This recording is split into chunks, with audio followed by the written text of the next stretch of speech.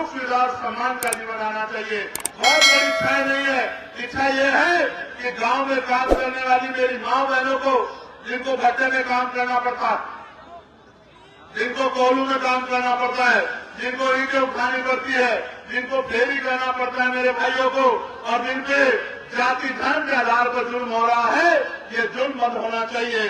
जिस तरह से आरक्षण को खत्म करने का प्रयास भारतीय जनता पार्टी की सरकार दलित पिछड़े वर्ग के लोगों कर रही है, ये आरक्षण के साथ छेड़खानी बंद होनी चाहिए। मैंने तो पार्लियामेंट में मांग उठाई थी, आपने सुना भी होगा कि अब समय आ गया है कि निजी क्षेत्रों में SC, ST, OBC के लोगों के लिए आरक्षण की व्यवस्था होनी चाहिए। ये पाल, प्रजापति, कश्यप, सैनी, मौर्य, साकेत, कुटवा, बिंद, राजपुर, केवट, मल्ला, जाट, गुर्जर, तमाम जातियों के लोग जो पिछड़े वर्ग में आते हैं, जिनके पढ़े लिखे बच्चे बेरोजगार घूम रहे हैं, इनको संख्या के आधार पर आरक्षण मिलना चाहिए। और जो शेड्यूल कास्ट की जातियां हैं, इनको भी संख्या के आधार पर आरक्षण मिलना चाहिए। और सभी का जाति धर्म से ऊपर उठते सभी का सम्मान होना चाहिए। जिस तरह का जुल्म आज बहन बेटियों पर हो रहा है, मेरी प्यारी प्यारी बच्चियां खड़ी है, डर लगता है कि कोई गुंडा किसी बहन को अपमानित न कर दे। और अपमानित करने वाले लोगों को ये भाजपा की सरकार के लोग संरक्षण देने का काम करते हैं, ईमानदार पुलिस कर्मियों को डराने का, दबाने का काम करते हैं, कानून व्यवस्था को चौकट करने का काम, कानून व्यवस्था को दम तोड़ देने का काम कराते हैं। ये जुल्म जाति बंद होनी चाहिए, बहन बेटियों का सम्मान होना चाहिए, बहन बेटियों को नौकरी रोजगार मिलना चाहिए।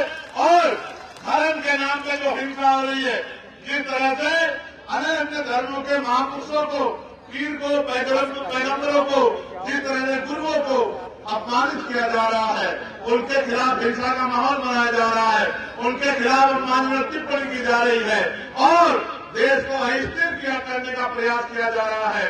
ये जुल्म जाति में बंद होनी चाहिए, चाहे अपमान धर्म के आधार पर हो या जाति के आधार पर, ये सब बंद होना चाहिए। और मेरी इस बात को आप कान खोलकर सुन लो, ये सत्ता बदलती रहेंगी, आती जाती रहेंगी। 75 साल से आप देख रहे हैं, सत्ता आती है, वादे करती है, चली जाती है।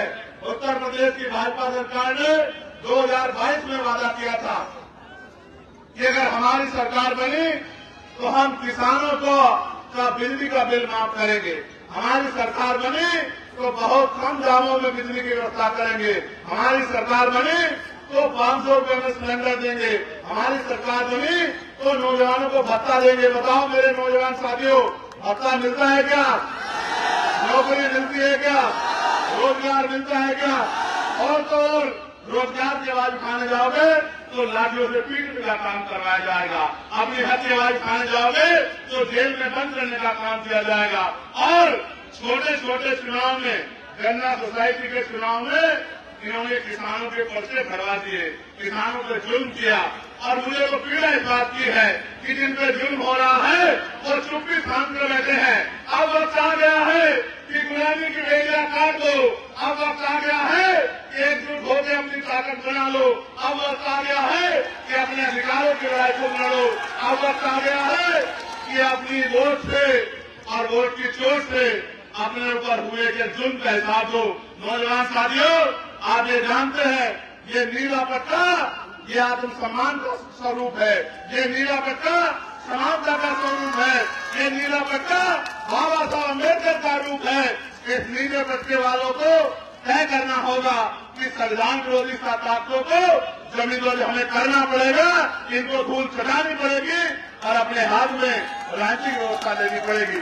आज पुलिस के साथी यहाँ ड्यूटी कर रहे हैं, मैं इनके लिए भी चिंता करता हूँ। मैंने इनके लिए भी पार्लियामेंट में मांग उठाई कि इनको 8 घंटे की ड्यूटी इनको मिलनी चाहिए और सप्ताह में 1 दिन छुट्टी इनको मिलनी चाहिए। और बॉर्डर स्कीम से जो है, जिस तरह से इनको परिवारों से दूर रहना पड़ता है, तो बॉर्डर स्कीम भी खत्म होनी चाहिए।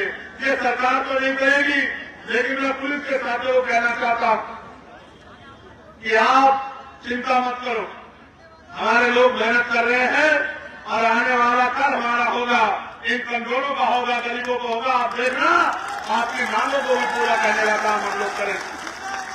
चाहे आशा बहने हो, आंगनबाड़ी बहने हो, भोजन माता हो, हमारे होमगार्ड के साथी हो, पीआरडी के साथी हो, ग्राम रोजगार सेवक हो, सबके वेतन वृद्धि की मांग मैंने पार्लियामेंट में उठाने का काम किया।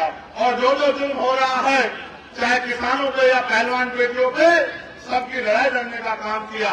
लेकिन आज जिस तरह से दिल्ली में खड़े होके मैं आपके मुद्दों के लिए, आपके हकों के लिए लड़ रहा हूँ, असेंबली में एक आदमी मेरे पास नहीं है कि वो इस तरह से लखनऊ में मुख्यमंत्री से हाथ मिला के आपकी लड़ाई लड़ने का काम करे, आपके लिए सवाल करने का काम करे, मुख्यमंत्री जवाब मांगने का काम करे।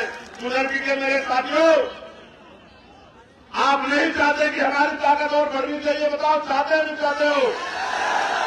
ये आपके हाथ में है। अगर आपने ठान लिया और जिस तरह से हमेशा मेरी एक आवाज पे आपने खड़े होकर ताकत देने का काम किया है, मैं आपको वचन देने चाहता हूँ, इन जुल्म करने वालों को भागने की जगह भी नहीं मिलेगी। मेरी बात को आप याद रखना। मैं आपको ताकत बनाऊं। आज जो जुल्म कर रहे हैं, ये पिंजरों में जाकर बैठ जाएंगे। आज जो गरीबों की खाल घेर रहे हैं, ये अपनी खाल की रक्षा करते घूमेंगे।